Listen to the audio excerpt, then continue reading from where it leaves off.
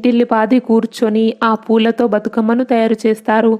ఇందులో గునుగు పూలు, తంగెడు పూలు ఖచ్చితంగా ఉపయోగిస్తారు. ఈ పూలను జాగ్రత్తగా ఒక రాగి పళ్ళెం అంటే తాంబూలంలో వలయాకారంగా రంగురంగులు మార్చుకుంటూ పేరుస్తారు. ముందుగా తంగెడు ఆకులు, పువ్వులు పళ్ళెంలో లేదా తాంబూలంలో పేర్చుతారు. ఆపై తంగేడు పూల కట్టలు పేర్చుతారు. మధ్య మధ్యలో ఇతర రకాల పూలను ఉపయోగిస్తారు. ఇలా అమర్చడం ఎంత పెద్దదిగా ఉంటే అంత అందంగా కనిపిస్తుంది.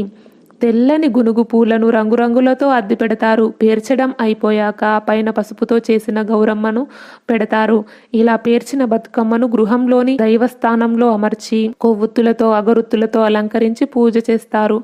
సాయంకాలం అందరూ తమ తమ బతుకమ్మలతో ఒక చోట చేరి వాటిని మధ్యలో పెట్టి వాటి చుట్టూ తిరుగుతూ పాటలతో గౌరీదేవిని కీర్తిస్తూ ఆడవారు పాడతారు. ఆడవారు వారికి ఉన్న అన్ని రకాల ఆభరణాలను ధరించి కొత్త